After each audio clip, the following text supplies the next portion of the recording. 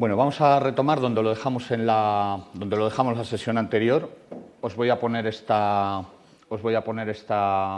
diapositiva para que recordéis cómo el guión, el esquema que íbamos siguiendo para explicar lo que era la ciencia 2.0, que es, digamos, un guión que reproduce lo que es el trabajo de investigación. El otro día vimos la búsqueda y acceso a la información. Nos acordamos de ver las nuevas posibilidades que se ven con la ciencia 2.0, pues como eran la herramienta de descubrimiento, digamos, la posibilidad de poder buscar en todas las bases de datos y en todos los, vamos a decirte, suscripciones a texto completo que tenemos con un mismo interfaz. Veíamos las posibilidades, el valor añadido que tienen las bases de datos, o sea, la posibilidad de que nosotros personalicemos nuestra base de datos y podamos crear alertas, podamos crear eso. Vimos la posibilidad del RSS, FIZ o como queráis llamarlo, para mantenernos al día en la búsqueda de información y todo eso. Todo eso en la parte de búsqueda y acceso a la información, que es la parte, digamos, pues que un purista igual no lo considera ciencia 2.0 porque no tiene parte social. Como decimos, la búsqueda de información pues es un vicio solitario hasta cierto punto, porque normalmente, claro, el siguiente punto es la gestión de información, que aquí es cuando ya entraría un poquitín el trabajo en, si no tanto social, si en grupo, con un grupo de investigación, un equipo, etcétera. La gestión de la información, vimos cómo teníamos pues, los gestores bibliográficos, la posibilidad de trabajo en pues bueno, las distintas posibilidades que se nos daban con la gestión de la información en la ciencia 2.0. El siguiente punto, el trabajo en equipo, que sobre todo recomendábamos, pues bueno, es decir, aparte de todas las posibilidades que nos da la ciencia 2.0, que ya habíamos visto, el miaulario, por ejemplo, que puede ser una muy buena herramienta para trabajar en equipo, aparte de lo que es para la docencia. Bien, luego vimos la parte de redactar, vimos pues bueno, las nuevas herramientas, algunas sociales, pues para hacer tanto como para escribir un artículo, como para vamos a decir, hacer presentaciones, como para, eso sí que tienen todo, es parte social, como para publicar póster, etcétera, etcétera. Eso sí que tienen todo herramientas que les tenemos en la nube y que tienen su parte social. Quiere decir que eso se comparte con otras personas para que incluso dándole la posibilidad de poner una licencia soft para que la puedan reutilizar incluso nuestro propio trabajo. Y luego, bueno, la parte de publicar. Pues ya vimos los repositorios donde se van publicando. Hay repositorios donde podemos poner nuestras propias publicaciones, donde podemos poner nuestros datos, donde podemos poner presentaciones, vídeos, etcétera, etcétera. Y entonces, más o menos, lo dejamos aquí. Vamos a ver si retoma. Ay, perdón. Bueno, vamos a ver un poquitín, se me olvida deciros lo que vamos a ver hoy.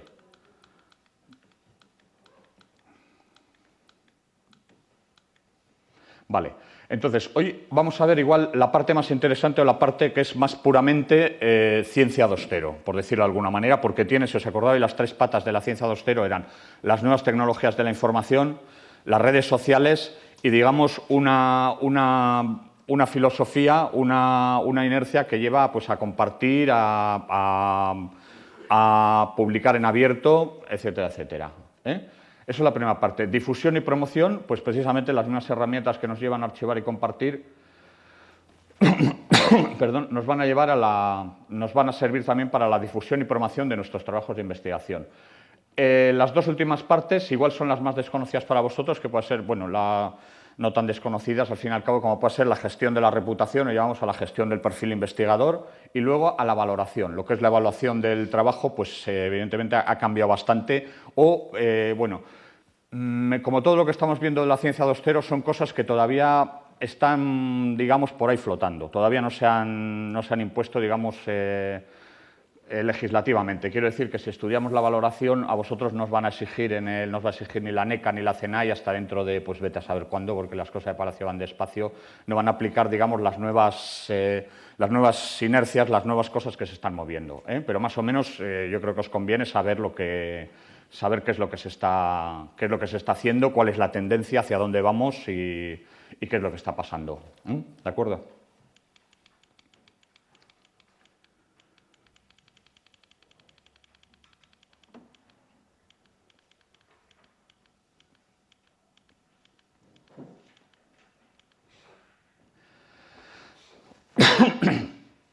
Bueno, antes de hablar, de ir a las herramientas concretas para archivar y compartir se supone que nuestro trabajo de investigación, no solo nuestro trabajo, sino, como vamos a ver, otras partes de nuestra investigación que también pueden ser archivadas y compartidas.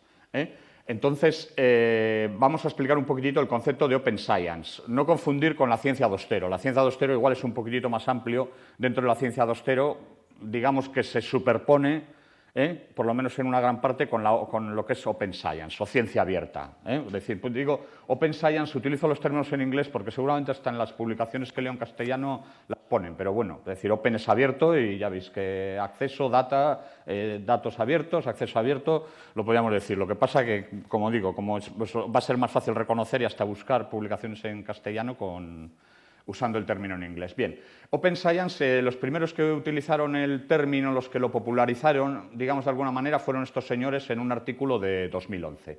Entonces, para ellos, Open Science lo definían como, para Open Science eran necesarias 4 patas. El acceso abierto a la información, que luego veremos lo que es, una tradición que ya venía de más antiguo, de las declaraciones de Budapest en el 2002, de Bethesda en el 2003 y de Berlín en el 2003, o sea, un concepto de 2003. Open Data, que es un concepto también que va a ir, me parece que por el 2008 es cuando se empieza a hablar de los datos abiertos. Esto quiere decir que todas las publicaciones hay que tener una tendencia a que sean accesibles a todo el mundo. Los datos, quiere decir, los datos que han sustentado la investigación, que generalmente pues, no se publican, o no se publican por razones, pues bueno, algunas son obvias, ¿no? Porque igual los datos están pendientes de una patente, etcétera, etcétera, porque esos datos los vamos a seguir explotando nosotros en nuestro trabajo, pero una vez que hemos acabado con ellos, pues decir, los datos brutos, ponerlos a disposición de la gente. Se trata de que, bueno, que la investigación esté más completa. Open source. Bueno, lo he resaltado porque, digamos, esto le vamos a prestar menos atención. Entre otras partes, pues por mis limitaciones, que tampoco os puedo poner ejemplos muy claros sobre ello, por tiempo, etcétera, etcétera. Open source supone, pues lo mismo que hacíamos, que hay que poner en abierto la investigación, hay que poner en abierto los datos, hay que poner en abierto, pues digamos, la source se trata del código. Si hemos utilizado un programa informático especial para el tratamiento de esos datos, pues también hay que ponerlo en abierto. El objetivo de todo es la replicabilidad absoluta de nuestra investigación. ¿Se ha entendido de alguna manera? O sea, que digamos que lo que hemos reflejado en nuestra investigación, que un lector, un tercero, pueda reproducirlo sin lugar a dudas. Entonces necesita también, pues evidentemente, el código y necesita también la metodología, porque muchas veces, digamos que se oculta. Tú haces la publicación, puedes incluso publicar los datos, pero la metodología que has empleado no está explicitada o no tiene acceso, porque la metodología, dependiendo de las ciencias, dependiendo de la materia, pues puede ser compleja, puede ser un protocolo de laboratorio que nos lo guardamos por las razones que sea. Entonces, estos señores ponían estas 4 patas como para sustentar lo que es la ciencia abierta, es decirlo. Posteriormente, lo que pasa es que no he encontrado el artículo, sí que he encontrado las citas, es decir, que añadieron 2 patas más, que era la revisión por pares abierta y los elementos didácticos o conjuntos didácticos abiertos. Lo que pasa es que no he encontrado, lo he visto citado por terceros y de momento lo vamos a dejar, porque sí que hay uno. El siguiente vemos un mapa mental de lo que es la ciencia abierta, que lo han desarrollado estos señores, que es algo dependiente de la Unión Europea. Es un organismo de Open Science, no sé qué quieren decir no me acuerdo qué quieren decir las otras siglas, pero el mapa mental es bastante completo. O sea, Open Science, como hemos dicho, el acceso abierto, es decir, con todo lo que cuelga de él, pues la ruta dorada y la ruta verde, que ya lo veremos. Los datos abiertos, que ya los veremos luego un poquitín más en profundidad. Y luego, esto fundamental, la investigación reproducible abierta. O sea, es decir, el objetivo de todo es que la replicabilidad absoluta de nuestras investigaciones. ¿De acuerdo? Bien, importante la definición de ciencia abierta, que no han llegado todavía a un consenso, digamos, tenemos una definición clara, pero más o menos nos vamos haciendo una idea. Es muy importante la evaluación abierta, o O sea, es decir, las métricas abiertas, quiere decir, entre otras cosas, esto lo veremos al final de la sesión de hoy, pero claro, hasta ahora las métricas se han basado, y son las normas que te dan la NECA y la CNAI, por poner los organismos con los que tenéis que topar cada 2×3, están basándose en el Journal Citation Report, que es una cosa de, digamos, de pago privada y que, en fin, es un organismo privado, es el que hace eso, con todo lo que eso supone, o sea, de dificultad de acceso, pues me estoy refiriendo sobre todo a países del tercer mundo, etcétera, etcétera, pues que es una cosa cara, es una cosa que no tiene, que en fin, que no es el acceso fácil, y luego todos los intereses privados, editoriales, etcétera, etcétera, que pueda haber por el medio. Entonces, lo que se propone es la evaluación abierta. Para ello es muy importante, bueno, una parte de la evaluación es la revisión por pares, que la revisión por pares sea abierta. También eso miraremos cómo están evolucionando las cosas hacia una revisión por pares abierta, que está cambiando un poquitito el paradigma de lo que es la evolución. Bien, en las métricas abiertas también veremos lo que es la almétrica, las métricas alternativas a las medidas bibliométricas de impacto que todos conocemos. También importante, políticas de apoyo a la ciencia abierta, sobre todo las políticas de fondos, porque sí que había que muchas veces están puestos todos los, vamos a decir, todos los soportes para hacer ciencia abierta, pero si falla la financiación, una parte de la ciencia abierta tiene que sustentarse con fondos públicos, porque vamos a decir, la investigación, bueno, vosotros sabréis mejor que yo, que a la gente le comentas que decir, pues los profesores de universidad, cuando publican una revista no les pagan nada, es más, muchas veces tienen que pagar. Si lo comentas a alguien por la calle y dices, ahí va, y eso, y dices, pues así son las cosas, así viene la ciencia. Entonces, es necesario esto, sobre todo, la política de financiación, políticas gubernamentales, políticas institucionales, etcétera, etcétera. Y la última parte, pues las herramientas, digamos, que de alguna manera sustenten la ciencia abierta, pues los repositorios abiertos, los servicios abiertos, herramientas abiertas, etcétera. Más o menos, bueno, esto os habrá llegado el mensaje porque ayer acabé de poner todos los materiales y tenéis un curso en mi aulario donde tenéis esta presentación.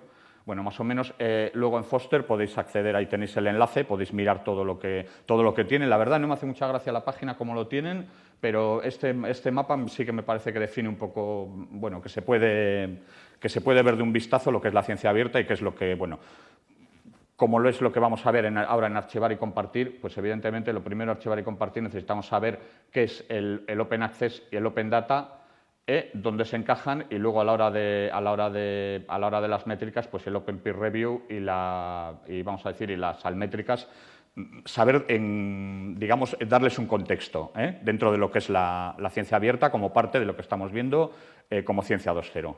¿De acuerdo? Bien, aquí simplemente repasar un poquitito lo que es Open Access, que no insisto porque mis compañeros de la biblioteca ya han hecho cursos, tenéis materiales en la página web de la biblioteca para profundizar en el Open Access, lo que es el repositorio de la biblioteca, etcétera, etcétera. Como os digo, el Open Access, pues vamos a ver que data de estas fechas con estas declaraciones. Veis en la Declaración de Budapest, en fin, disponibilidad gratuita de las publicaciones, y más importante todavía me parece que la única función del copyright sea proteger los derechos del autor. Visto cuál es cómo funciona la ciencia, que evidentemente nadie, digamos, el Open Access no incide sobre aquello que vamos a decir, sobre aquello que los científicos, que los investigadores podáis vender. Lógicamente nadie se mete en acceso abierto un libro que vais a publicar y que pueda tener un éxito, pues por ejemplo lo que son los manuales de estudio, etcétera, etcétera, que puede ser lo único que puedes ganar dinero y puedes venderlo. Es decir, eso nadie habla del acceso abierto, pero las cosas que, digamos, estás publicando simplemente que son como sustento de tu investigación, como la prueba de que esa investigación se ha llevado a cabo, como la prueba que los fondos que han financiado esa investigación pues han sido bien empleados, digamos, pues, en fin, desde estos años el movimiento del acceso abierto es imparable y es una de las cosas que está, vamos a decir, en las que se está sustentando la ciencia 2.0. O sea, todas las herramientas, todas las redes sociales, todo eso lo que se produce tiene como base pues esta primera declaración de Budapest, que nos va marcando el camino en la ciencia abierta. Hubo la declaración de Bethesda en 2003 y luego, sobre todo, la declaración de Berlín. Porque la declaración de Berlín, digamos que ya pone, vamos a decir, es como cuando se hace una ley que da un marco general y luego se hace un real decreto que ya dice, pone los instrumentos concretos para que se pueda aplicar. aplicar esa ley. Pues bueno, la Declaración de Berlín ya lo que dice es que haya un depósito de las obras que garantice el derecho y que se garantice para todos el derecho de acceso, uso, otra distribución y siempre con su debido reconocimiento. Y luego, sobre todo, que se deposite una copia electrónica de los trabajos en el repositorio digital. Bien. En el ordenamiento jurídico español, el Open Access ha tenido su acceso, ya sabéis, en la Ley de la Ciencia y la Tecnología de 2011, sobre todo en el artículo 2, el personal de investigación cuya actividad investigadora esté financiada, hará pública una versión digital de la versión final de los contenidos que le hayan sido aceptados. Bueno, no voy a insistir sobre esto, que como os digo ya hay cursos y debate suficiente. También la ley del doctorado obliga a depositar una copia de la tesis doctoral en el repositorio electrónico. Hay una salvaguarda, digamos, una garantía por si hubiera problemas. Aquí en la universidad se puede tener un periodo de embargo de 1 año, si se justifica pues, por algún motivo, porque vas a publicar un libro, porque vas a sacar artículos de esa tesis, porque sean datos comprometidos, etcétera, y que se puede alargar. No sé si sabéis la noticia que estaba Camps, el que fue presidente de la Comunidad Valenciana, parece que no tenía la tesis, la leyó justo la semana anterior a que entrara en vigor esta ley y tenía que ponerla pública, pues parece que ha habido una sentencia que le obliga a poner a disposición, o sea, que obliga a que su tesis sea pública. Es que a veces estamos en un momento, esto es un debate más profundo, digamos, a veces pues puede generar problemas y yo lo entiendo, que decir, pues claro, que me estoy obligando, parece que es una obligación y tengo que poner mi tesis, pues me puede crear problemas. Quiero decir que por lo menos de lo que depende de esta universidad, que estamos abiertos a el que tenga un problema que lo diga y que seguramente hay solución para ello. Otra cosa es, claro, una tesis que esté enterrada bajo 7 llaves es prácticamente como algo inexistente. Quiero decir que penséis en estas cosas como una oportunidad más que como en una obligación. Digamos que tenemos unas oportunidades de que nuestro trabajo se difunda, se expanda y cuando haya problemas, por los motivos que sean, porque voy a publicarlo, porque son datos comprometidos, etcétera, etcétera, siempre se pueden solucionar. O sea que pienso que vamos a mejor. Sobre la oportunidad, sobre la manera de redactar el ordenamiento jurídico no me voy a meter porque no soy jurista y desde luego no tengo, seguramente pues se puede hacer mejor, pero bueno, es lo que hay y hay que saberlo bien. Solamente para el acceso abierto deciros, porque igual sale otra vez el tema, lo que es la vía dorada y lo que es la vía verde.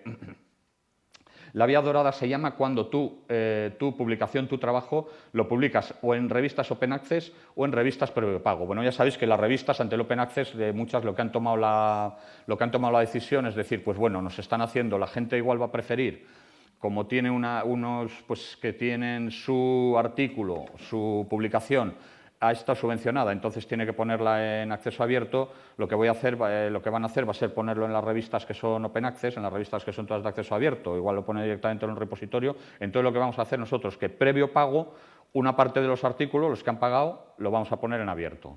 Entonces, digamos, pues bueno, estas son las revistas previo pago, todos conocéis el Plus One y toda su familia, ¿no? Que es decir, una plataforma muy buena, con un factor de impacto pues, elevado, de bastante prestigio, es decir, pues bueno, te puede costar hasta 3.000 euros el publicar un artículo, ¿no?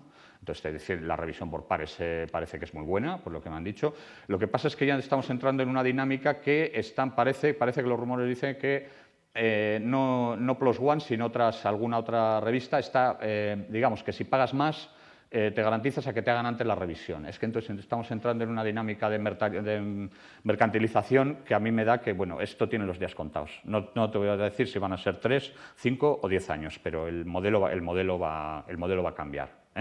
Bien, dicho esto, para que veáis que esto está aquí para quedarse. O sea, esto no va a desaparecer de un día y decir vamos a quitar el Open Access. Entonces, estemos o no de acuerdo, hay que adaptarse a ello. Bien, esto es lo que llamamos la vía dorada, que suena fatal en castellano, ¿verdad? No sé poner la Golden Way en inglés, pero bueno, es la que hay, o revistas Open Access o revista de previo pago, y luego la vía verde que se llama, que es depositar lo que nos permita, publicarlo en una revista, sea como sea, sin pagar el acceso abierto, y luego esa revista normalmente nos suele permitir poner una copia en repositorio institucional, repositorios temáticos, repositorios privados, como ya habíamos visto, lo que era cada uno, no es ninguna tontería poner la copia en un repositorio de cada tipo. Por ejemplo, un economista, yo le veo que lo normal es que ponga una copia en su repositorio de su institución, por lo que puede ser de prestigio para la institución y de prestigio para él mismo, de visitas que puede obtener, de los valores añadidos que le puede dar su repositorio. Lo puede poner en un repositorio temático como REPEC,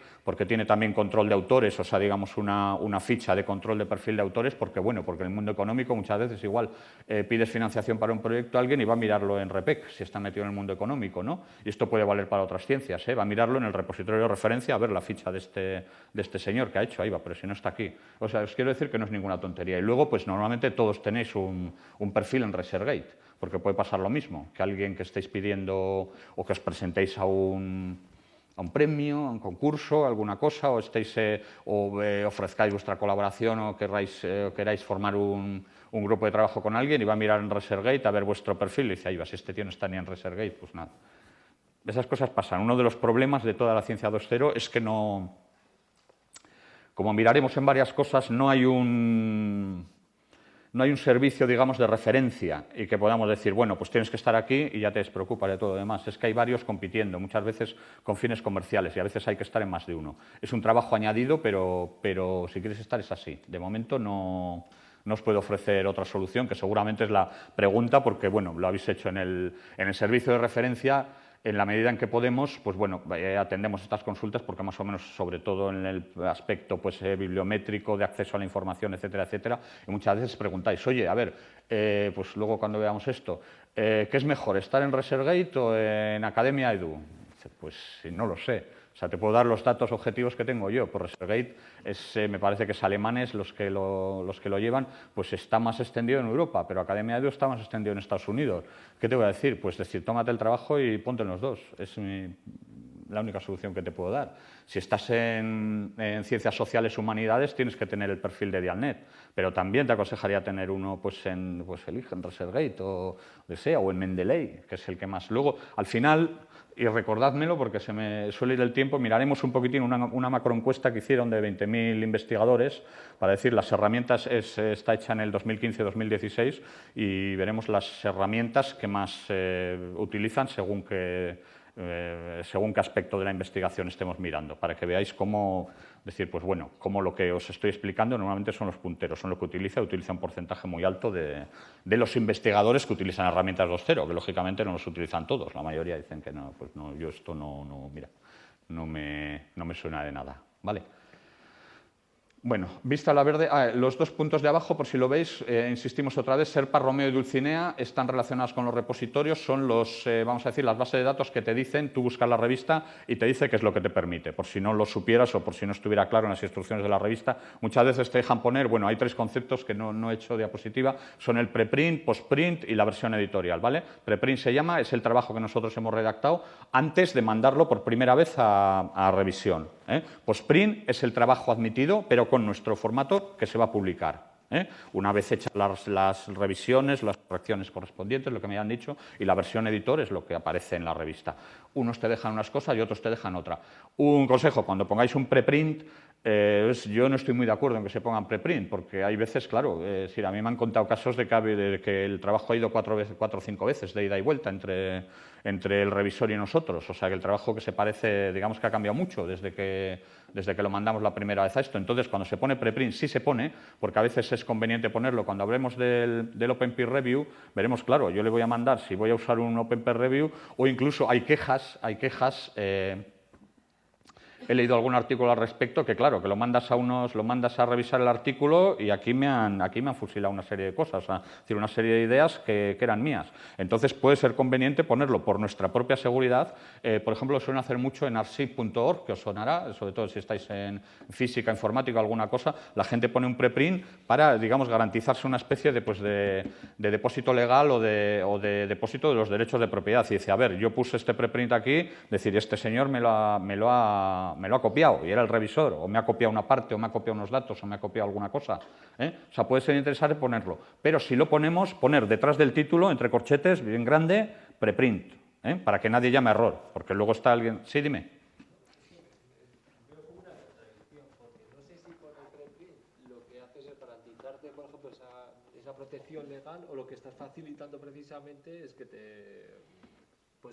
hacerte más vulnerable al ponerlo en... Dices que con el preprint te haces más vulnerable porque estás, digamos, desvelando tus datos. Bueno, pero el preprint es como si lo publicas. Te quiero decir, ya tienes la completa seguridad, tienes la prueba de que esos datos, de que esa información es tuya.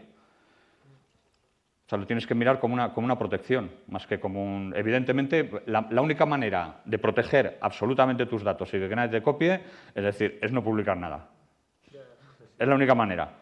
Es decir, pero eso lógicamente tienes que ver tu publicación, cuando publicas algo, es cuando ya te garantizas que nadie te puede copiar, porque tú dices, a ver, si tú pones un preprint en Archive.org o en cualquier repositorio, vas a tener una fecha de entrada, y te lo hacen los señores que llevan el repositorio, que son absolutamente neutrales. Entonces tú, si alguien te copia, dices, a ver, oye, yo esto lo puse en el preprint. Es más, las revistas, cuando publican, utilizan los programas antiplagio, que utilizan, o que no sé si utilizaremos en algún momento nosotros, los programas antiplagio, de meter el documento y ver si eso está en algún sitio. Entonces, lógicamente, si alguien te ha copiado alguna parte de tu trabajo, van a meterlo en antiplagio y va a cantar porque va a salir en un repositorio.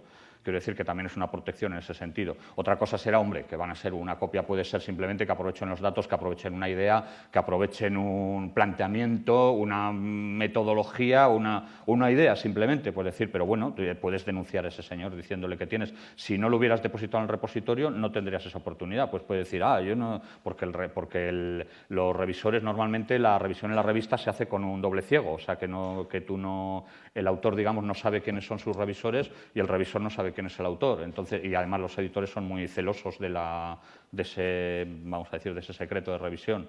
No sé si me explico. O sea, pasa como con muchas cosas, o sea, es decir, miradlo como una oportunidad, más que como una obligación. Es que en esa historia estamos siempre. O sea, yo me acuerdo cuando cuando empecé a trabajar en la biblioteca, cuando llegué, pues ahora voy a hacer 20 años, el año 96. Nosotros le depositaban las tesis en la biblioteca y había un formulario que había que rellenar. Entonces estamos hablando de una época casi preinformática, no había repositorios ni, bueno, ya había ordenadores y justo por cierto, sí, voy a quitarle yo.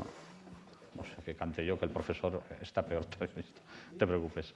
Bueno, entonces, en esa época en informática yo veía que en el formulario de las tesis había 3 casillas para rellenar. Es decir, la tesis, dejo consultarla, dejo fotocopiarla o dejo prestarla. Y normalmente las primeras tesis que recibía tenían los 3, decían no dejo consultarla, no dejo fotocopiarla y no dejo prestarla. Y yo me llamaba un poco la atención, porque decir, claro, yo haría en mi tesis, lo que quiero es que cuanto más se divulgue, mejor, y cuanto más me lo consulten, mejor y tal. Dicen, claro, la gente tiene una prevención a que decir, claro, es que si mi tesis, si la dejo en préstamo, si la dejo esto, me van a copiar. Pues es un tema pelagudo, efectivamente, decir, pero claro, vamos a decir, si nos vamos al otro extremo, parte es decir, mi tesis la encierro bajo 7 llaves y que nadie la vea. Entonces, decir, pues bueno, muchas veces en tu tesis es parte de tu trabajo y nuestro trabajo, en principio, lo que nos interesa es divulgarlo, a no ser, lógicamente, que tenga previsto publicar un libro ya y no quiero que la tesis salga por lo que sea, ¿eh?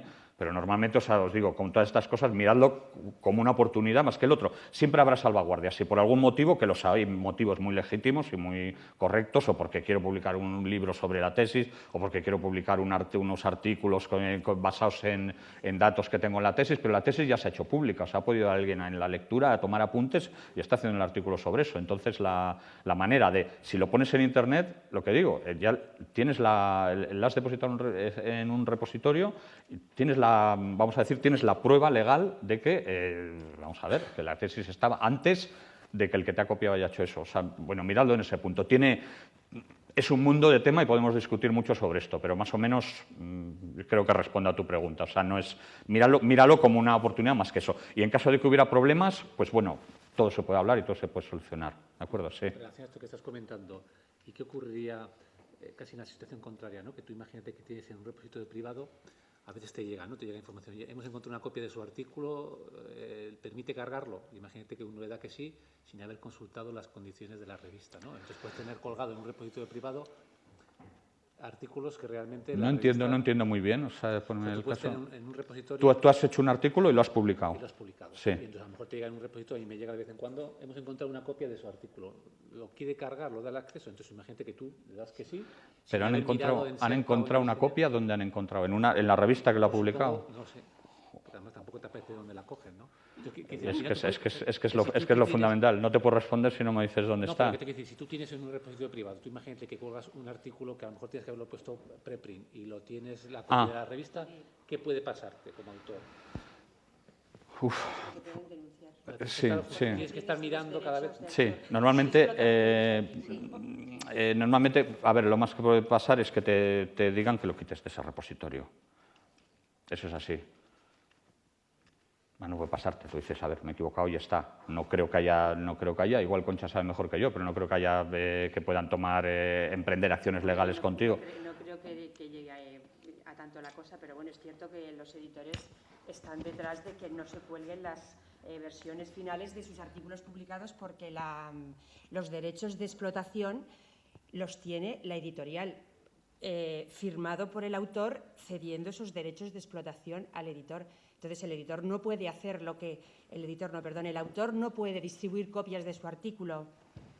Bueno, más que distribuir, igual a un colega a nivel personal, copia personal, sí, pero no puede colgarlo en un repositorio público. Hacerlo público de alguna público manera, no sí. puede sin el permiso del editor, porque no tiene los derechos de explotación de ese artículo. Y entonces, si en un momento determinado, porque también en muchos repositorios privados hay autores que quieren leer tu trabajo y te piden una copia.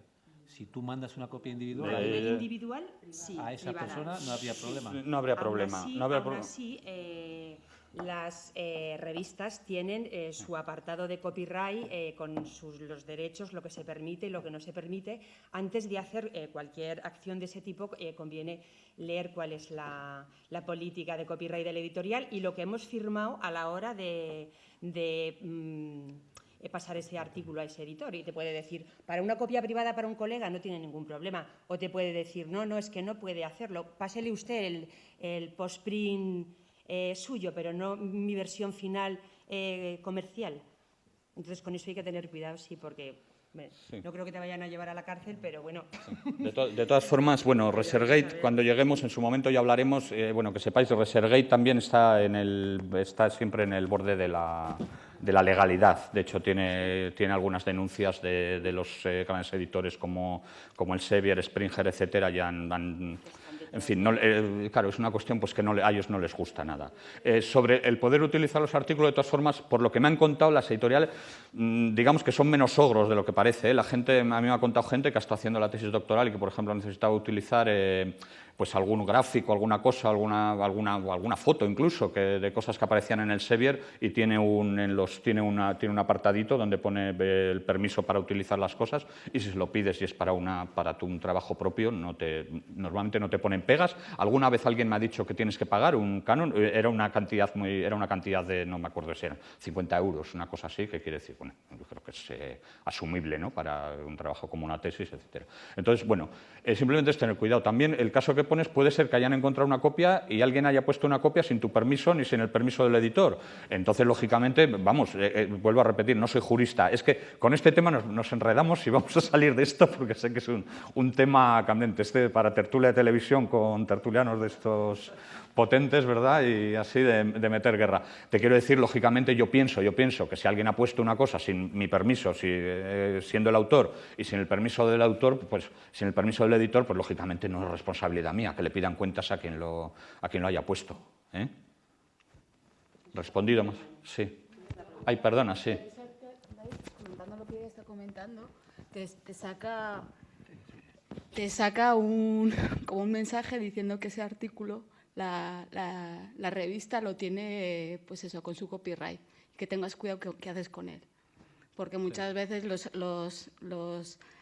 nosotros tendemos a subir todo a ResearchGate y entonces... Sí.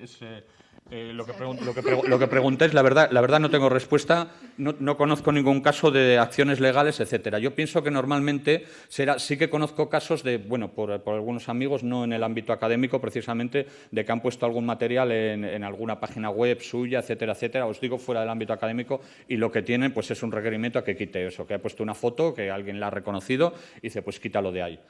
No os puedo responder porque no tengo conciencia de nadie que haya sido denunciado, etcétera. Pues si alguien le pide, pues no sé, no entiendo eso. Tampoco es, aparte que ya entra en un derecho de alguna manera internacional, ¿no? Digamos, que es un editor, pues si alguien te pide daños y perjuicios por haberlo puesto, pues no lo sé. Supongo que el caso será simplemente que lo retires, porque normalmente se ponen, pues unas veces por ignorancia y otras veces pues forzando un poquitito, pues dice, bueno, total, esto lo pongo aquí. O por no saber exactamente lo que me están pidiendo cuando me piden un preprint o un postprint. Si tenéis alguna duda, en la medida en que podamos, pues nos podéis consultar a ver qué os podemos decir. No a mí exactamente, pues igual Concha sabe algo más de este tema que yo, pero bueno, os digo, tened cuidado, pero tampoco os obsesionéis con que decir, madre de Dios, que me va a caer aquí, que ya me veo con el traje de rayas y entre rejas, ¿no? Con todo eso, a ver, las cosas en su medida, ¿no? ¿De acuerdo? Más o menos. No tengo respuesta exacta, pero... Bien, bueno, vamos a correr un poquito. Vamos a pasar al Open Data. Habíais visto las partes en que se componía la ciencia abierta. Uno es el Open Access y otro el Open Data. El Open Data son los datos abiertos. Bien, el primero en definirlo es Murray Rust en el 2008. Que bueno, como veis la definición, se trata simplemente que los datos científicos sean publicados y que se puedan reusar. Esto fundamentalmente se basa, claro, en dos cosas, porque decir, muchas veces tenemos la investigación publicada, pero no tenemos los datos. Joder, decir, ¿y qué bien nos vendría? Siempre podemos, claro, en el mundo de hoy podemos entrar en contacto con el autor y decir, oye, pues mira, yo estoy haciendo esta investigación y me interesaría muchísimo. Estamos hablando de los datos brutos. Si hablamos en ciencias sociales, pues puede ser una entrevista que puedan hacer, un focus group, ¿no? Que hayan hecho las entrevistas brutas, digamos, si se trata de trabajo de laboratorio, pues los datos exactos, si se trata de datos numéricos, todos los datos estadísticos que podamos tener sobre esto. O sea, digamos, los datos en que hemos basado nuestro trabajo. Es decir, por una parte, el poder reusarlos. O sea, si tú ya has acabado con esos datos, decir, los puedes dejar públicos porque alguien puede dar otra interpretación, puede usar otras técnicas, puede utilizarlos para un fin para el que no estaban previstos, le pueden servir de ayuda para su trabajo, digamos, y es una manera de que avance la ciencia, o sea, de darle otro empujoncito, digamos, de ponerle otro coche con más prestaciones. Y también, sobre todo, hay alguna cosa que es que, por ejemplo, cuando sale un experimento negativo, pues no se publica. No se publica, entre otras cosas, porque el editor no te lo coge. Hay una tendencia a que, bueno, eso está perfectamente documentado, a que el experimento que no tiene unos resultados muy claros, espectaculares, pues no te lo publican. Pero puede ser tan interesante el experimento en sí mismo, aunque haya salido que no. O sea, quiero decir, si estamos probando un producto, es decir, que esto puede curar tal cosa. Es decir, hacemos un trabajo serio, hacemos un trabajo bueno y resulta que no. Bueno, pues es decir, eso yo creo que debería ser publicado, por lo menos debería ser conocido para que alguien no haga lo mismo y no vuelva a repetir el mismo trabajo. Es decir, pues bueno, si publicamos, digamos, no publicamos los resultados, pero tenemos los datos, es decir, bueno, en este estudio sale que no. Aparte en medicina, ya sabéis que se suelen hacer muchos, medicina, bueno, y en otras ciencias también, suelen hacer muchos metaestudios, digamos, como en medicina también se utilizan grupos de control pues muy pequeñitos con los de, digamos, lo que les permiten los hospitales, etcétera, pues bueno, dice, han hecho esta investigación con 10 personas, pues bueno, van juntando una de 10 personas, otra que la han hecho de 20, así, pues van obteniendo un metaestudio que digamos que es en fin, que ya nos da una visión más de conjunto de todo eso. Entonces, bueno, de todo esto se basa el hacer los datos abiertos. Los datos, pues bueno, ponerlos online, libres de coste, etcétera, etcétera. Más o menos esta es una definición mía, juntando todo, pues si queréis ver, datos o conjuntos de datos públicos para que puedan ser utilizados, reutilizados y distribuidos libremente y sin coste. Por supuesto, citando siempre la autoría y de dónde no viene. De hecho, bueno, vamos a ver, el Open Data necesita, esto está en el mapa mental que os he puesto antes del Foster, digamos, necesita una serie de cosas. La reutilización, que bueno, que puedan ser usados por otras personas, de la manera que ellos quieran. El Big Data, publicar los conjuntos de Big Data, que muchas veces ahora hay herramientas para tratarlos y hay maneras de sacarlo. Un ejemplo de Big Data, cuando piden la definición, bueno, el ejemplo clásico que suelen poner siempre sobre los primeros años 2000 era pues Google, ya sabéis que tiene una macrobase de datos con todas las búsquedas que se hacen, ¿de acuerdo? Dónde se hacen, a qué hora se hacen, etcétera. Entonces, descubrieron que en aquellos sitios en Estados Unidos donde había un aumento espectacular de las búsquedas sobre gripe, era donde al cabo de 2 semanas se producía una epidemia de gripe. Entonces les servía de, digamos, esos macrodatos, porque todo el mundo está haciendo búsquedas en Google a todas horas, digamos, esos big data, esos macrodatos, les servían de predictor de dónde se iba a producir la epidemia de gripe. Entonces colaboraban, digamos, las autoridades sanitarias, pues no sé exactamente lo que tienen que hacer, pues mandar más vacunas a ese sitio, mandar equipos médicos, etcétera, ¿no? Entonces quiere decir que hoy hay tratamiento para los conjuntos de grandes datos, son fundamentales para algunas ciencias. También en genética, en bioquímica, en biomedicina también se trabaja mucho con este tipo de datos. Bueno, y al fin y al cabo en todas las ciencias. Digamos que hoy hay manera de tratar los datos. Hasta en humanidades podemos decir que hay un surgimiento de lo que llaman las humanidades digitales, pues sobre todo, bueno, tanto en lingüística como decir pues que tratan grandes conjuntos de datos, pues pueden meter el Quijote y hacer algún tipo de análisis, digamos palabra por palabra, en fin, para obtener una serie de resultados que hace un tiempo no se podía. Digamos que no se planteaba a nadie tratar estos grandes conjuntos de datos. Bien, también se plantea que haya revistas sobre Open Data, que son revistas, digamos, de actualidad que nos estén diciendo qué conjuntos de datos están disponibles, un análisis de conjunto y dar la oportunidad al lector de la revista para que, digamos, oye, pues a mí me interesaría meter mano a esto porque tengo una idea como que puedo usarlo de otra manera, ¿de acuerdo? Normativa, sobre todo de lo que nos afecta a los bibliotecarios, nos interesaría una normativa sobre los formatos, el tratamiento, los metadatos, cómo digamos, facilitar la recuperación, que yo reconozco, estoy pidiendo a mis jefes, decir, necesitamos formación en esto porque esto nos va a venir, esto ya está funcionando, la gente está poniendo los datos ahí, y en algún momento vamos a tener que tratarlos como se tratan otro tipo de materiales, porque al fin y al cabo es información, pero no tenemos una normalización descriptiva, digamos, o sea, lo que se hace, no nosotros en la biblioteca, porque en el repositorio sí que hay datos, pero bueno, allá los datos van en un archivo zip y se describen como buenamente pueden, pero eso pasa hasta en los repositorios de datos, O sea, no hay una descripción, digamos, normalizada para que facilite la recuperación de esos datos. Y también, bueno, los datos de las administraciones públicas que deberían ser, salvo cosas de sentido común, deberían ser públicos, que normalmente cuesta acceder a los datos que puedan ser gubernamentales. Bueno, perdona si corro un poco, que me está dando, no está el tiempo. Bien,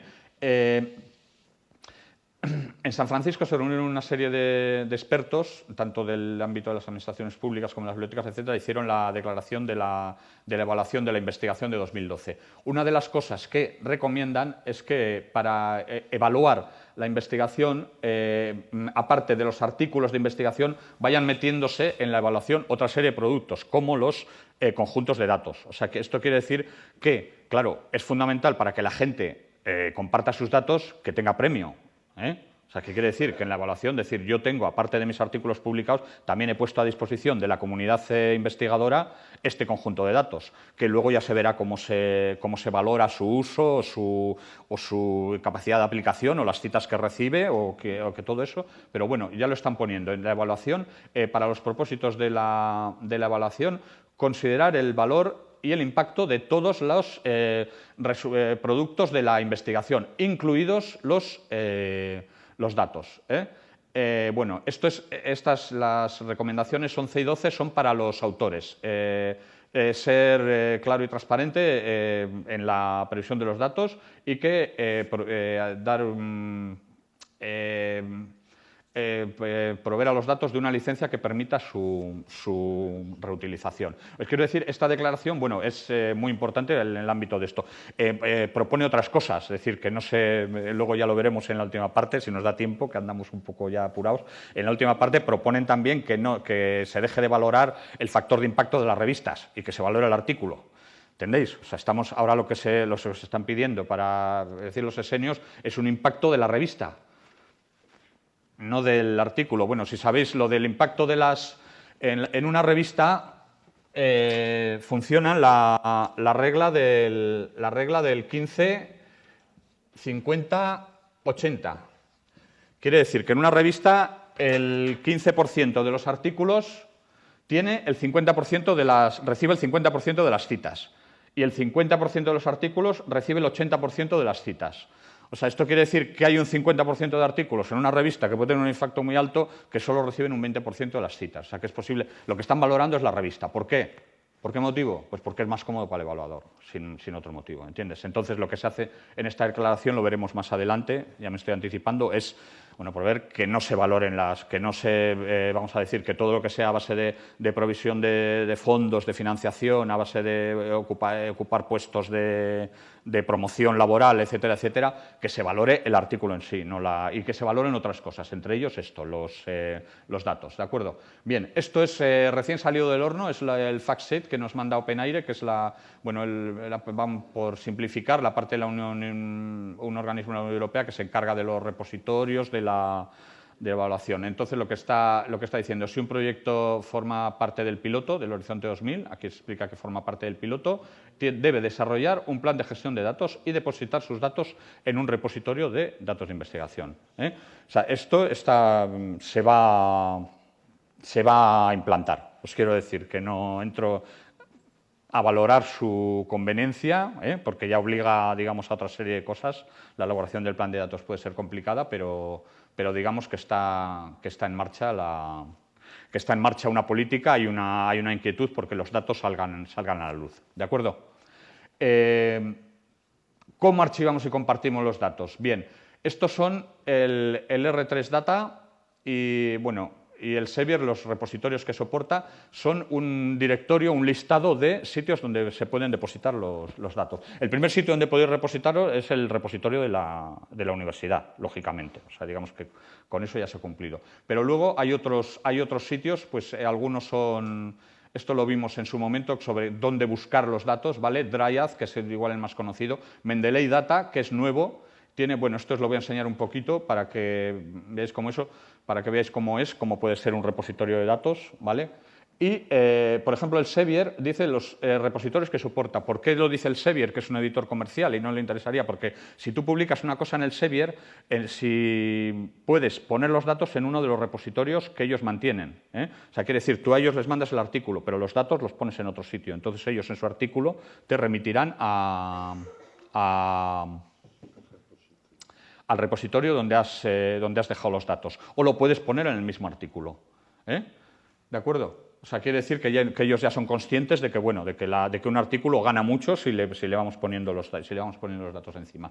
Vamos a ver un artículo del Sevier con datos y vamos a ver cómo es Mendeley Data. Bueno, en Mendeley Data vamos a mirar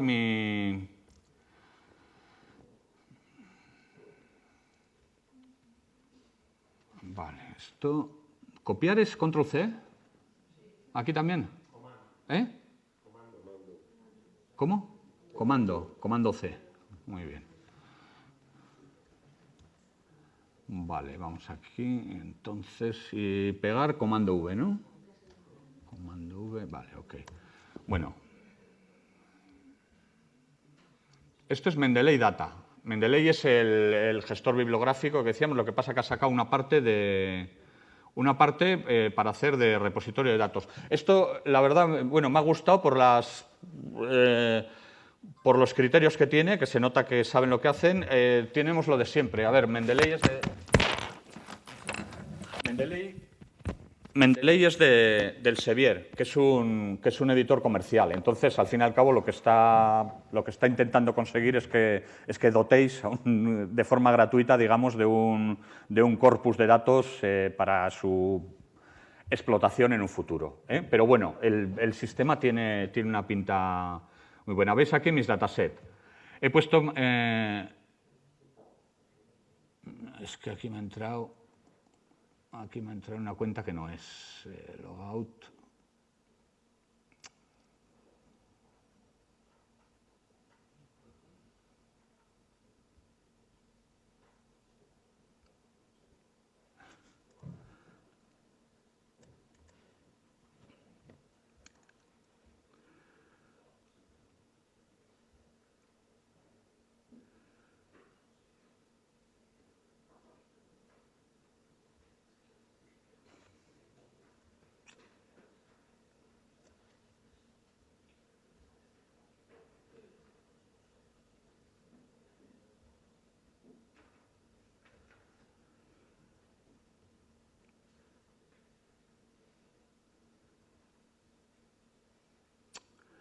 Uy, qué pesadez.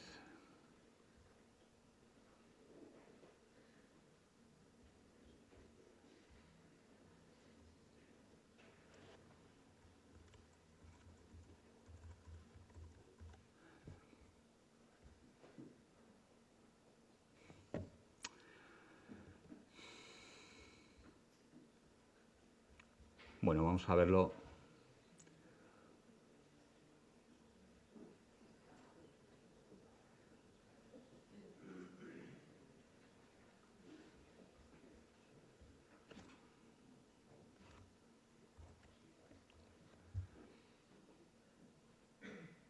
Vale.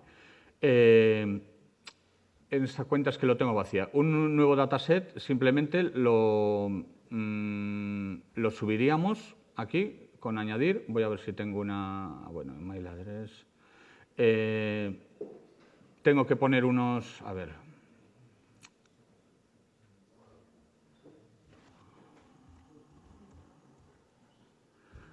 Sería la institución...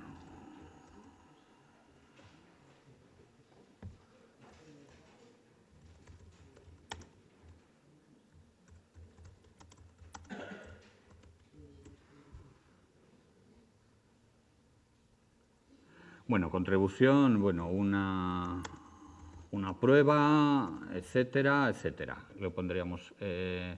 Vale, este es uno de los, bueno, es decir, de varias personas que podemos ponerle, vale.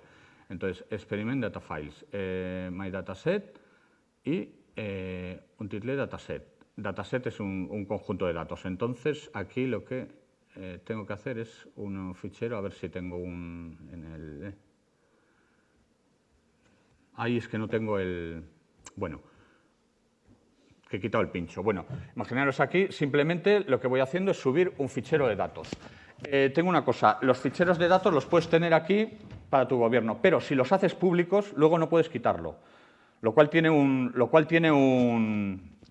sentido. O sea, me explico. Y si tienes que corregir esos datos, lo que sea, no puedes quitar el anterior. Tendrás que poner otra versión de tu fichero de datos. ¿Me explico? O sea, cuando los haces públicos, va a ir otro investigador, le estás dando permiso para utilizarlos. Entonces, si alguien ha utilizado la primera versión de esos datos, tú no la puedes quitar. Tiene que permanecer ahí.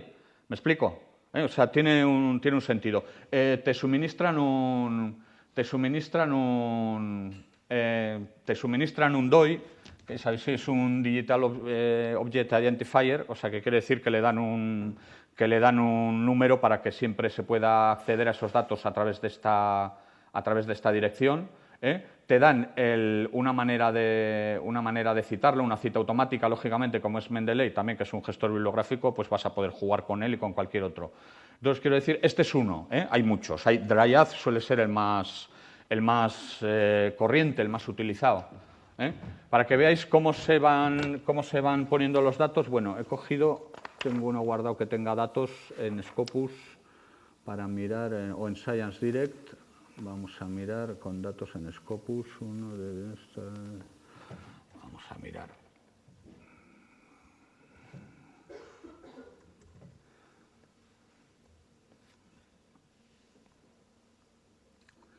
Bueno, en Scopus vamos a buscar este que es Polyhexameric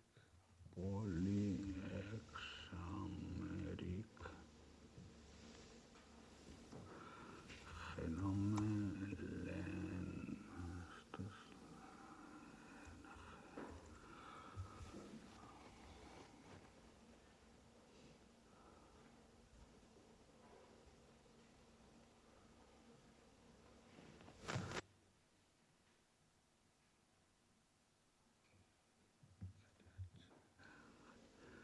¿Y este por qué no me sale?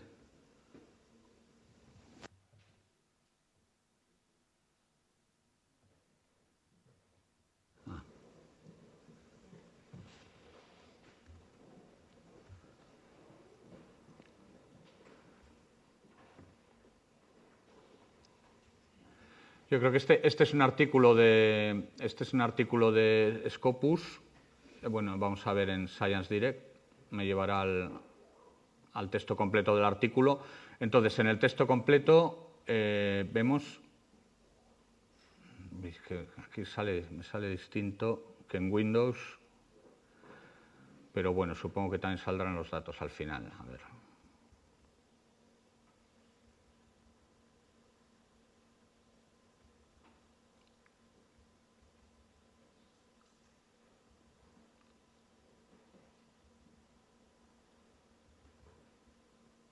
Bueno, como veis al final, esto que está poniendo aquí como material suplementario son datos.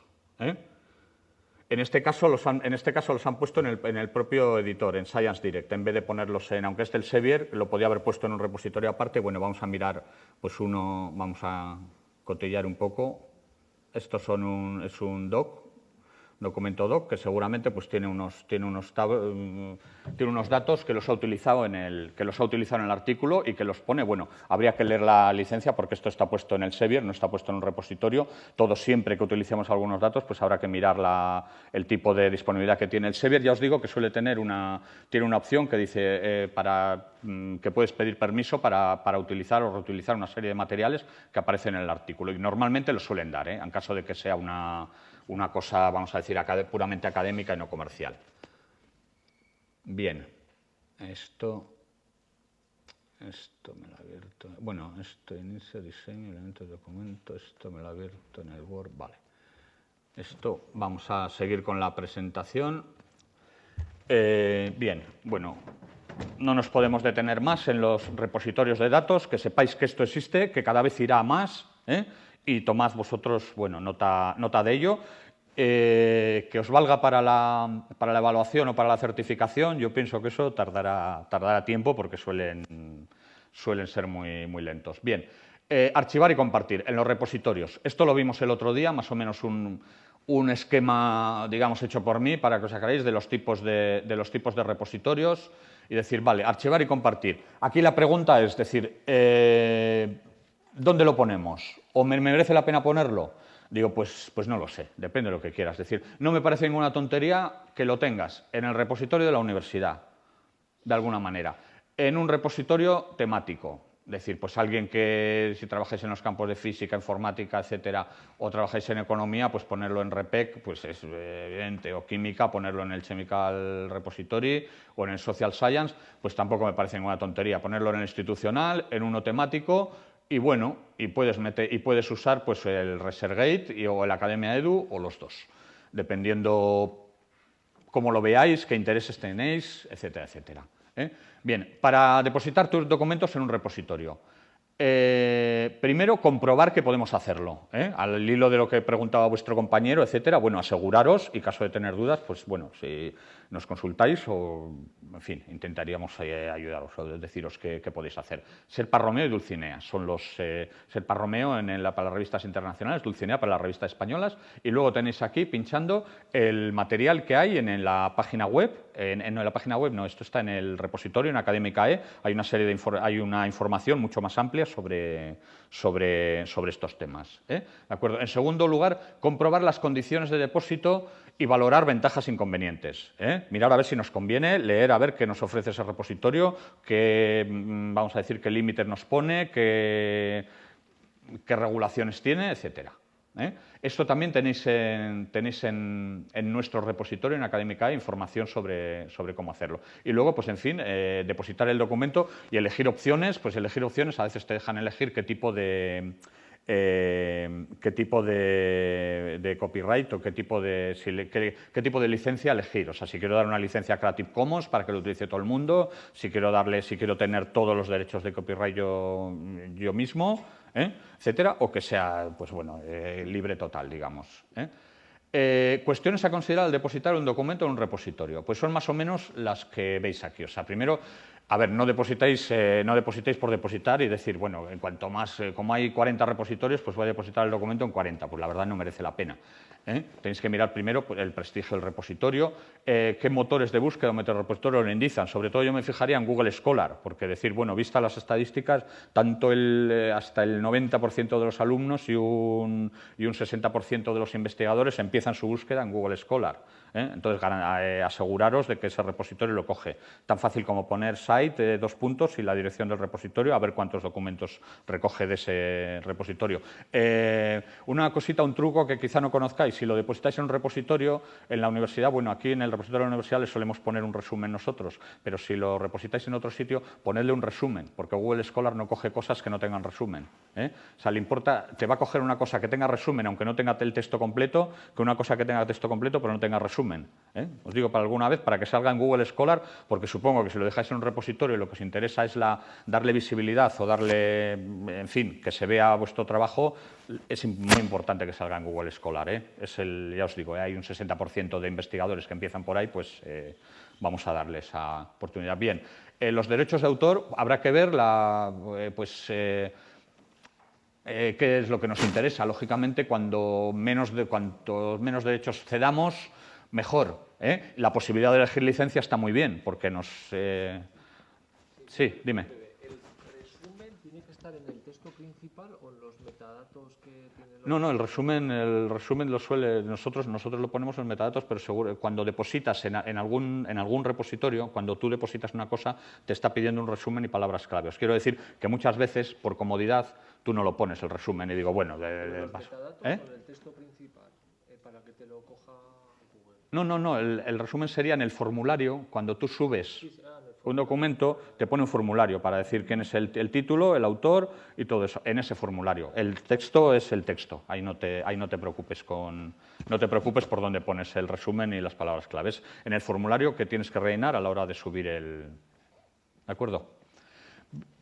Bien. Otra cosa que podíamos mirar a la hora de valorar si nos interesa poner el documento en un repositorio, pues bueno, es, en fin, ver la garantía de que este no desaparezca a corto plazo. Yo con ResearchGate siempre he dicho, ResearchGate lo va a acabar comprando alguien. No sé si el Sevier, Thomson Reuters o Springer, pero tiene toda la pinta que va a acabar comprándolo alguien. Entonces, lo que pasa, claro, ResearchGate tiene otra cosa, que está todo el mundo en ResearchGate, entonces no podemos obviarlo, pero en un repositorio así, que yo no lo veo muy claro, digo, esto pues no sé si me voy a molestar en ponerlo, porque el que lo vendan no va a hacer que vaya a desaparecer nuestro documento, que vaya a cambiarlo, sino que pueden cambiar las condiciones. Eso funciona así. O sea, aunque tú más o menos hayas entrado, hayas puesto tu documentación con unas condiciones, luego te va a costar sangre, sudor y lágrimas quitarlo de ahí, porque el nuevo comprador ha puesto unas condiciones que no te convencen. Si ves una cosa que tiene una pinta de ser una aventura de estas que están poniéndolo para esto, pues bueno, tenemos que valorar, a ver si nos interesa. Luego, las cosas de valor añadido que nos ponga. Pues, por ejemplo, habíamos visto cómo el Mendeley Data nos da un DOI, ya nos hace la cita, etcétera. Pues bueno, son cosas de valor añadido que la verdad que contribuyen al objetivo que perseguimos, que es que haya más visibilidad en nuestro trabajo. También las estadísticas de uso, muy importante, que nos dé solo el Metric, que nos diga cuántos visitantes tiene, cuánta gente se lo ha descargado, etcétera, etcétera. Bueno, eso es importante para llevar un control nosotros de nuestro documento. Bien, vamos a ver cómo andamos de tiempo. Mal, como siempre, en fin. Bien, para compartir un repositorio, pues, podemos utilizar un repositorio institucional, uno temático y uno privado. No me parece ninguna tontería que si os interesa divulgar ese documento, pues lo tengáis en los tres. No me parece ningún exceso. Otra cosa es decir, no vamos a decir repositorio que veo, artículo que meto, pues igual tampoco. Pensad un poquito que os merezca la pena. Bien, para archivar y compartir datos y código, pues bueno, esto más o menos al hablar del Open Data ya lo hemos visto. Aquí tenéis un listado de muchos repositorios. Hay dos repositorios que no he puesto, repositorios de datos, porque son, la verdad, que tampoco los entiendo mucho, lo que son de bioquímicos. Hay datos de genética, por ejemplo, hay varios repositorios. El GenApp me parece que es el más conocido, que fue uno de los primeros, pero en fin, que son tipos de datos que no domino. Que sepáis que hay más. Aquí en R3 Data, este es vamos a decir, un registro, un directorio de repositorios de diferentes materias, generalistas, especializados, y luego, pues bueno, aquí tenéis algunas posibilidades. GitHub y GitLabs son para código, porque ahí trabajan los informáticos, trabajan incluso en equipo. Uno pide unas partes de un código para aprovecharlas en otro, alguien encarga una cosa, en fin, también funciona como red social, de alguna manera. Bien. archivar y compartir pósters, presentaciones, etcétera, pues esto también funciona. Conoceréis sobre todo SlideShare, que es el más conocido. La verdad, tiene su importancia y tiene su prestigio, porque un porcentaje muy grande de las presentaciones que se ponen son de temas, o vamos a decir, académicos de alguna manera. Pueden ser normalmente de cursos, pero ya de cursos de un cierto nivel. También puede ser de más educativos, didácticos, etcétera. Y tiene su importancia lo suelen contar en determinadas métricas alternativas, pues bueno, una presentación, las visitas que ha tenido, etcétera, pues hay gente que lo pone en su currículum, por decirlo de alguna manera. Pósters, no los controlo, pero también hay pósters. Esto tiene su importancia porque sí que hay problemas, lo he leído yo en unos artículos, hasta lo he oído aquí en la propia universidad también, que hay gente, claro, que cuando vas con un póster a un congreso, muchas veces no queda constancia de que has puesto ese póster, y a veces en el póster hay datos comprometidos. Entonces alguien te plagia ese póster y tú casi no tienes soporte, porque en las actas del congreso no se ha publicado el póster. No tienes soporte de que ese póster es tuyo. Vamos, ese póster es tuyo. Los contenidos de ese póster son parte de tu investigación. Depositándolo en un repositorio, al hilo de lo que preguntaba también vuestro compañero, depositándolo en un repositorio tenemos vamos a decir, un soporte legal y probatorio de que ese póster y esos datos son nuestros, porque ellos nos van a adjudicar una fecha de entrega del póster. Si luego publican un artículo con los mismos datos, etcétera, os quiero decir que no es ninguna tontería. Los pósteres a veces están muy desprotegidos, están, vamos a decir, colocados por ahí. A veces sí que se publican, a veces se ponen en la web con el congreso, pero muchas veces no se ponen. Y si se ponen en la web de un congreso, pues depende del congreso, igual no los mantienen, igual los mandan a otro lado. Os quiero decir, no es ninguna tontería estudiar la manera de ponerlo aquí. Yo en SlideShare, la verdad, he puesto algunas presentaciones por los cursos estos, como me lo he currado, y tienes un curso también pensado para que luego pinchéis, están puestos todos los enlaces, creo que puede ser útil para alguien, pues los pongo, y la verdad que lo mira la gente. El curso que daba de plagio, y no es por tirarme flores, pero claro, lo han visto 2000 y pico, tiene 2000 y pico personas y 600 descargas. Quiero decir, bueno, está bien, no es mucho porque no tiene una cosa, pero decir, alguien le ha ayudado. Es decir, yo no tengo necesidad de hacer una carrera académica, ¿no? Pero quiero decir que a alguien le ha servido más de ayuda que a la gente que habéis asistido al curso. O sea, quiero decir que tiene su repercusión y tiene su impacto. Y hay cosas verdaderamente muy buenas. O sea, os quiero decir que hay cursos de mucho nivel que lo están poniendo. Incluso para preparar esto, algunos cursos estaban muy bien trabajados, con unas ideas muy claras, son muy recientes, tiene una búsqueda potente, y a veces, bueno, merece la pena,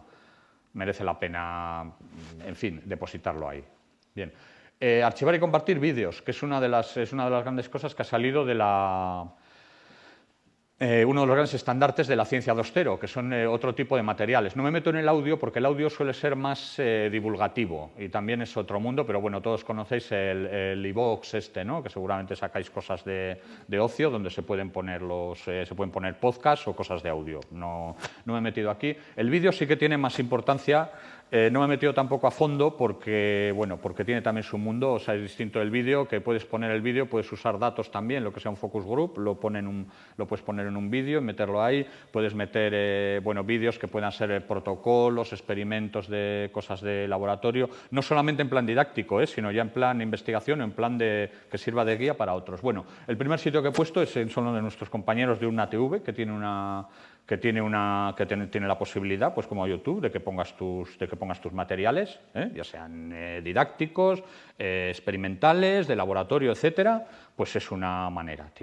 Puedes subir el vídeo perfectamente, poner sus metadatos y encontrarlos. Y también los indica Google, o sea que es una manera de darle salida a eso, y también de prestigiar tanto la UNATV como digamos, todo el conjunto de web de la universidad, ¿no? El que haya buenos materiales. Luego también, YouTube y Vimeo, que los conocéis todos y que paso a explicarlos. Quiero decir que tiene un impacto tremendo depositar el vídeo. Si trabajáis con alguna cosa que pueda ser susceptible de ser archivada en vídeo, pues puede ser muy interesante. También como prestigio, como digamos, una manera de labrar nuestro propio prestigio. Bien. Pasamos al otro punto que tenemos que ver antes de hacer una pausa, que son las redes sociales. Bueno, las redes sociales, más o menos, yo creo que todos usáis alguna o todos sabéis lo que son. Tienen una, vamos a decir, para llamar a algo red social, tiene una serie de cosas comunes. Bien, los usuarios de la red social, como su propio nombre indica, social, quiere decir que interactúan entre ellos, digamos, yo me presento, tengo mis perfiles, más o menos hago una serie de cosas con los demás. También tienen una parte que permiten, bueno, depositar o compartir cosas. Hasta Twitter, que es decir, solo tiene 150 caracteres, pero podemos poner un texto completo en una foto, por decirlo de alguna manera. O sea, que sí que podemos usar prácticamente todos los materiales que queramos para ponerlos. Y luego, en otra parte, pues también ofrecen algunas cosas de valor añadido. Cada red social pues ofrecerá una cosita. De Facebook, por ejemplo, tiene ahí 1000 aplicaciones, programas y cosas que no sé... En fin, para el gusto de todos. ¿De acuerdo? Vamos a ver las redes sociales genéricas. Algunos llaman redes sociales horizontales, es decir, no tienen una temática ni especialización y tienen una serie de servicios comunes. La creación de perfiles, compartir contenido, lista de contactos, etcétera, etcétera. Las más conocidas son Facebook, Google y el HiFi. Antes estaba el... ¿Cómo se llama esto que usan los chavales? Ahí lo diré, el 20, eso, que no me salía eso, que no lo he usado, pero parece que ya no funciona, y eso que era española y tenía mucha parroquia. Bien, estas redes yo les veo más utilidad como ocio. Para usos académicos o de investigación, la verdad que no veo que aporte cosas que puedan ayudar. Ahora, aparte de la comunicación, envío-recepción de materiales, etcétera. No me suelen gustar porque, bueno, en todo caso, Google Plus, que hay menos gente, más especializada, etcétera, y es menos metete. Como Facebook, es que me está mandando mensajes todos los días, que si tengo mensajes nuevos, y digo, pues si no voy porque no quiero, porque no puedo, por el amor de Dios, déjame vivir un poco. Luego me enreda todos los contactos de Google, me hace con ellos maravillas, etcétera. Me parece demasiado invasiva para mí esto, y la verdad que lo uso poco. Ahora, es la herramienta que utiliza todo el mundo. Tengo allá todo, familia, amigos, o para encontrar a alguien no sé, que estudió contigo con el colegio, pues bueno, es la cosa que funciona. En el plano científico yo francamente, pues lo obviaría. Ahora os digo, os puede servir de manera por poneros en contacto. Si no tenéis otra cosa, pues eso, oye, sacadle todo el partido que se pueda. De todas formas, aquí no nos vamos a detener a analizar Google. Bien, en Twitter. Yo en Twitter pues si me llegas a decir hace 3 o 4 años, yo tenía una cuenta de Twitter desde el año 2007, cuando salió más o menos, pero la verdad que no lo utilizaba y la limitación de los 150 caracteres decía, joder, esto tiene que ser así.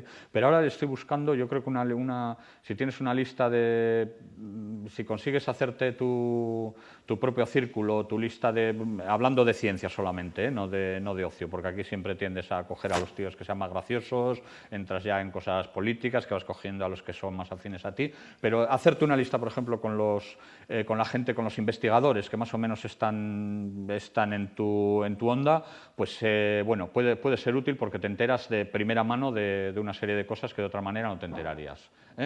Os he puesto aquí una serie de ventajas e inconvenientes. Sobre todo, el mayor inconveniente es el requiere tiempo de dedicación.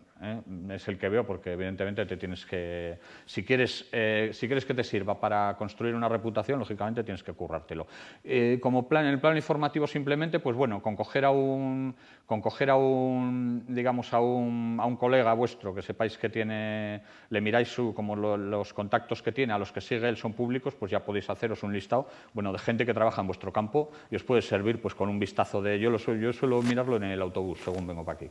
Es decir, os miro pues 20 minutos, media hora al día y me vale para ver. A veces me entero de cosas de antes casi de que se produzcan, porque el que lo ha hecho, que ha puesto, yo qué sé, un ranking de universidades o alguna cosa con la que trabajas, o ha salido el último Citation Report y tal, y te enteras el primero porque el que lo está haciendo no puede aguantar y antes de que salga te lo está poniendo, ¿vale?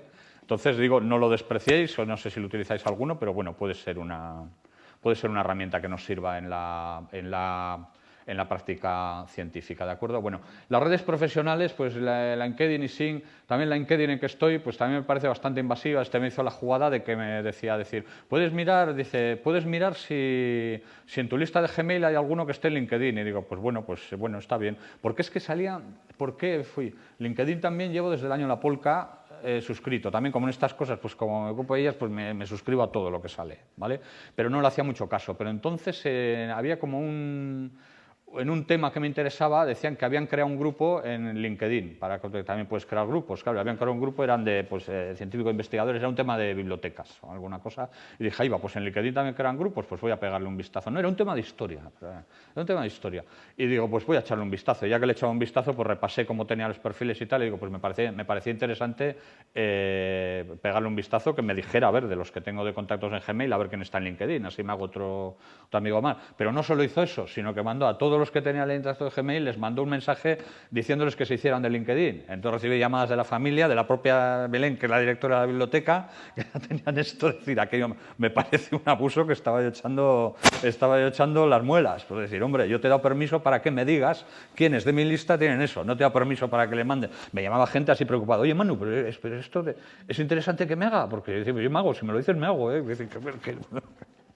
Y así, o sea, que quiero decir que también es un poco invasiva. Pero bueno, esto al fin y al cabo es una red profesional y como he puesto aquí, pues es como un inmenso tarjetero electrónico. Lo que pasa es que tengo a gente que me pide afiliar, que no le conozco de nada y yo que sé que para qué quiero decir, que es no sé, de investigador de mercado, así, profesiones de estas, no sé cómo decirlo, que no tienen que no le ves tú, o sea, si alguien es fontanero, a ver si me explico, pero uno que me dice que es prospector de no sé qué, o coach de jóvenes emprendedores o alguna cosa así, pues digo, no sé, yo creo que lo que quiere hacerse es un grupo muy grande para tener una serie de contactos, ofrecerlos o yo qué sé. En fin, el caso es que no le veo tampoco un interés excesivo para la ciencia. Hay unas redes sociales especializadas, estamos con ellas, pues bueno, las tipológicas, las de vídeo, las de fotografía, que funcionan así. Pues bueno, yo creo que nos permiten más. Yo Pinterest, por ejemplo, sí que lo utilizo, pero es para guardar fotos curiosas que me voy encontrando por internet. No interactúo. Instagram parece que funciona, sobre todo entre la gente más joven. No le veo excesivo interés para el plano científico. Ahora, si trabajas mucho con fotografías, pues podría ser que te puedas crear un álbum y compartirlo. Quiero decir, si en vuestro campo de investigación es importante la fotografía o trabajáis mucho con fotografías, pues igual os puede ayudar, os puede servir esto. Bien. Vamos a ver las redes sociales científicas. En fin, están directamente enfocadas a la investigación, que es lo principal. O sea, te está dando unas herramientas que son útiles para la investigación, no son las herramientas sociales de las otras. También hacen funciones de repositorio.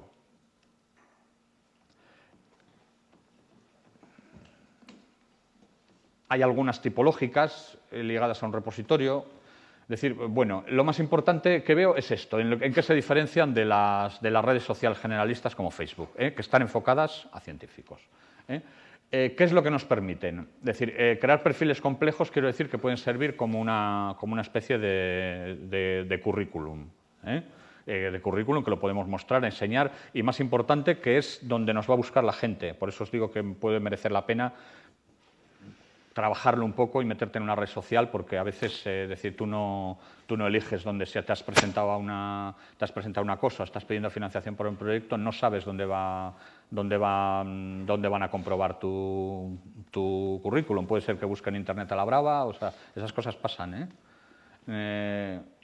Bien, normalmente sí, podemos hacer amigos, ¿no? Digamos como el otro. Yo voy siguiendo a unos usuarios en las redes sociales, pues normalmente a los que trabajan en mi campo de investigación o los que me parece interesante lo que hacen, les voy siguiendo. Entonces, cuando meten una publicación nueva, que es lo que suele pasar, pues me pegan un aviso. Oye, que este señor ha metido aquí otra publicación nueva. Pues bueno, si lo ves, si te interesa, etcétera, etcétera. Bien, se crean grupos, comunidad de redes, hay debate y discusión. Esto yo la verdad que poco, para lo que es mi campo, no suele haber excesivo debate, pero bueno, las herramientas están puestas ahí. Supongo que será cosa de voluntad o de en fin, o igual depende de la materia, etcétera. Bien, permite también publicar contenidos, que hace esa función de repositorio que decíamos que hacen todos. Bueno, en ResearchGate es lo que estábamos hablando antes, que la gente está poniendo, aparte de poner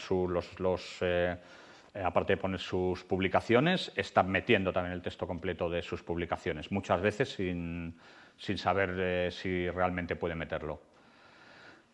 Nos ofrece estadísticas de la visualización del contenido. Bueno, muy importante, ya que si lo que queremos es divulgar nuestro contenido y darle una mayor visibilidad, pues nos interesa saber que nos ofrezca estos valores añadidos que, en fin, de ver qué decir que realmente pues nos está subiendo. Una cosa es decir, si al cabo de un año estáis viendo que vuestro repositorio en las estadísticas, que lo han visto 20 personas, pues dice, pues igual no me merece la pena tener esto aquí y voy a quitarlo. No es tan fácil quitarlo, ¿eh? Hay repositorios que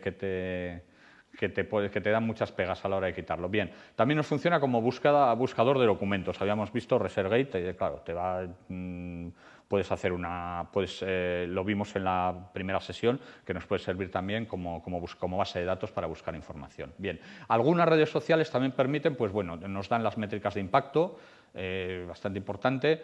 Hacen preguntas para ser respondidas como la comunidad, como por ejemplo ResearchGate. Bueno, hablando de las métricas de impacto, os voy a decir, bueno, es un artículo hace poco en el Profesional de la Información, claro, ResearchGate te clasifica a los investigadores y también a las universidades, tiene una especie de baremo, no me acuerdo ahora cómo le llama, un ranking. La verdad es que eso es un poco, es absolutamente acientífico, o sea, lo que está midiendo, eso que mide ResearchGate es tu actividad en la red ResearchGate. No te está midiendo el impacto de tus publicaciones, porque está una persona con un artículo, sacaban en el Profesional de Información, un artículo, demostraba, una persona tenía un artículo, pero había contestado a todo esto de preguntas, etcétera, o sea, había participado un montón en todos los sitios y tenía una puntuación, vamos a poner, no me acuerdo, de 5, tal. Entonces, una persona con 30 artículos, es decir, pues no había participado tanto en las redes y tenía un 1 con raspado. Entonces, es decir, lo que está midiendo realmente es cómo participas, cómo interactúas en la red,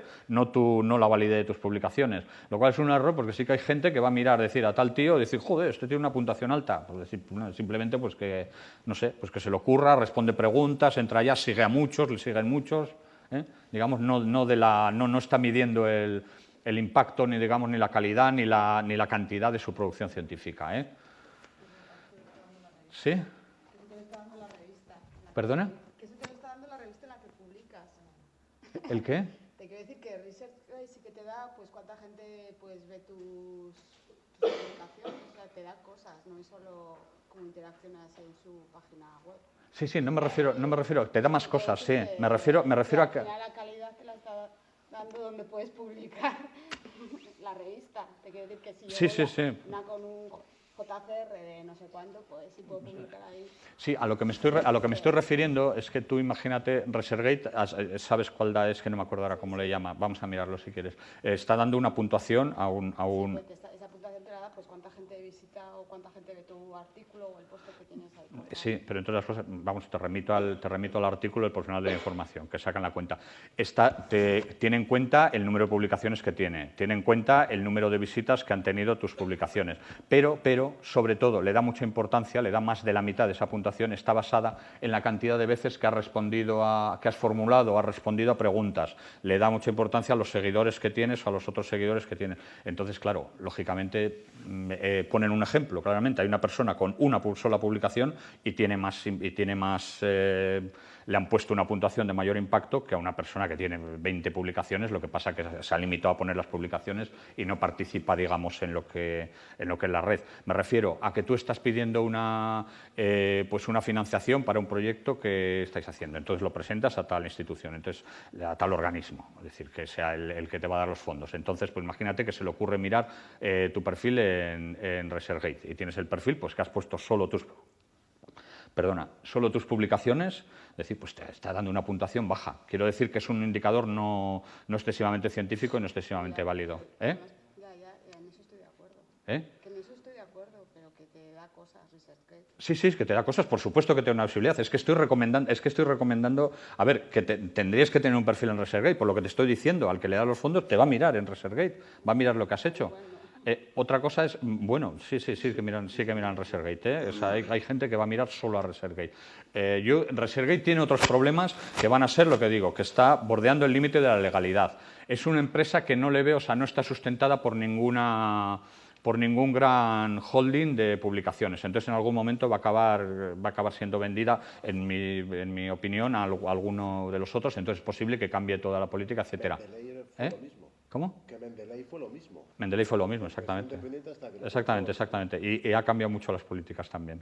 Algunas cosas las han hecho muy bien porque han metido mucha más gente a trabajar y entonces ha mejorado la herramienta, pero también han cambiado de políticas. Por ejemplo, Mendeley tenía como ResearchGate, podías dejar el artículo y si tú eras el autor, lo podías dejar en abierto para los demás. Como lo ha comprado el Sevier, que es un editor comercial, no le interesa para nada eso y los ha quitado. Te quiero decir que cambian las políticas. A veces es para bien, porque tampoco tiene por qué ser para mal, pero a veces Mendeley sí, exactamente, es el ejemplo. ResearchGate, pues seguramente va a acabar así, en mi opinión. Ahora, hoy por hoy yo creo que tienes que estar en ResearchGate. ResearchGate y Academia Edu también ofrecen ofertas de empleo, por ejemplo, anuncios de eventos, noticias, son cosas interesantes. O sea, para seguirlos. Son también un poquitín peñazos porque te van mandando correos, etcétera, pero bueno, si gestionas bien el correo lo puedes aguantar, quiero decir, no es... Me fastidia más lo de Facebook, que para eso, precisamente si no entro es porque no quiero entrar, joder. Y venga a mandar correos todos los días. Vale, bien, las redes sociales... Las redes sociales generalistas. Como os he dicho, ResearchGate y Academia Edu, fundamentalmente. Hay otro montón de ellas. Yo, además llevo una pequeña estadística de gente de la universidad que está presente en unas redes y otras, y por ejemplo en la universidad estamos 700 en ResearchGate. Y en las universidades españolas va digamos, siguiendo esas medias. Entonces, lo que veo es en España, lo que decía vuestra compañera, sí, la gente vas a pedir un proyecto de financiación y es posible que te miren ResearchGate tu perfil, Y si no estás en ResearchGate, dices, joder, este tío que está pidiendo aquí dinero no está ni en ResearchGate. O sea, no vale, la gente no conoce, no puede ir a... Pues yo iría a mirar, por ejemplo, en Scopus y le miraría de sus artículos las citas. Si es en ciencias sociales, pues miraría su perfil en Dialnet, por ejemplo. Es decir, intentaría buscar otras cosas alternativas. Si no está en ResearchGate, se me puede ocurrir. ResearchGate es una cosa privada, no tiene por qué estar ahí, ¿no? Es decir, pues... seguramente pues no quiere o no sabe o lo que sea y voy a mirar otra cosa, pero igual no lo miran. O sea que es interesante que estéis ahí. No me detengo en ello porque, a ver, ¿cuántos decíamos el otro día? ¿Cuántos estáis en ResearchGate? Tiene que salir la mitad, más o menos. Sí, pues sí, es la cuenta que tengo yo echada de eso. Como veis, es una... Hoy por hoy hay que estar. Me dice vuestra compañera, estoy poniendo las pegas para que contéis con ellas simplemente, pero mi consejo es que estéis. Y en Academia Edu, que a veces me han preguntado, ¿estoy en ResearchGate o en Academia Edu? En Academia Edu es de Estados Unidos. En Estados Unidos, en Academia Edu es la más grande y la que más funciona en América. Esta ResearchGate sobre todo funciona en Europa. En España, todo el mundo, casi todo está en ResearchGate y deja Academia Edu. ¿Queréis? A mí no me parecería ninguna tontería estar en Academia Edu también. Que hay menos riesgo de que suceda eso que os digo, de que vayan a mirar vuestro perfil en ellos, pero bueno. Bien, redes sociales especializadas o tipológicas. Esta es en biología, MethodSpace es en métodos de investigación, MLA es MLA, en lingüística, etcétera. Divulgarred es española y Plaza Science me parece que también. Luego hay una que es pues Labrots, Academia Net, no me acuerdo cuál es. Hay una que es de mujeres científicas, ¿vale? Me parece que es Labrots. Pero bueno, que sepáis, pues bueno, son tipológicas, especializadas. Si os interesa, si entra dentro de vuestro campo, puede ser interesante. Pues estoy en biología, la BioWeb Spain, me parece que es potente. Bien, luego las redes sociales bibliográficas. Yo os aconsejaría Mendeley. Tiene una red social muy buena. Puedes poner tus publicaciones y es posible que alguien lo mire en Mendeley. De hecho, en el uso que daban, decir, a ver, ¿qué red social utilizas? para comunicarte. Cuando veamos la encuesta al final, veréis que hay mucha gente que utiliza Mendeley, o sea, va en tercera o cuarta posición. Detrás de Resergue y Academia Edu, utilizan Mendeley como red social. Mendeley, al ser un gestor bibliográfico, puedes poner tu bibliografía, pero tienes una parte para mis publicaciones. Y luego también tiene toda su parte de red social, que puedes seguir, ser seguido, etcétera, y esta es la que más en auge está. Y como en la biblioteca tenemos el gestor bibliográfico Mendeley, pues tampoco me parecería ninguna tontería, y de paso aparte que tienes el control, tiene una métrica muy... te da unas métricas muy importantes de vuestras publicaciones, porque al final que veremos las métricas alternativas, la que más interesante me parece son los lectores en Mendeley, porque quiero decir que tu artículo aparezca en Twitter o en Facebook o en unos blogs o una cosa sea, pues puede ser porque sea un artículo, ¿cómo lo llamaría?, más comercial, o sea, o que tenga un interés más para el público en común, pero si tienes un artículo muy técnico, muy científico solo para esos, entonces aparecen en Mendeley. Es que en Mendeley los porcentajes me parece que son, o sea, es de estudiante de máster para arriba. Estudiante de máster es un 10%, estudiante de doctorado un 30%, y luego todos los demás ya entramos todos son investigadores, profesores universitarios o de alguna manera en el mundo académico. O sea, que quiere decir que yo doy más valor a que alguien haya metido mi artículo en su bibliografía, un lector, un reader, como le llaman ellos, a que alguien me cite en Twitter, que vete a saber por qué motivo lo está poniendo. ¿Me explico un poquitito? Entonces, esa métrica sí que es interesante, saber saber mis publicaciones, cuánta gente la sigue. Site2Like y Zotero, pues lo mismo, tienen una red social menos potente que Mendeley. Claro, la red social es muy importante también, la cantidad de gente que esté en ello.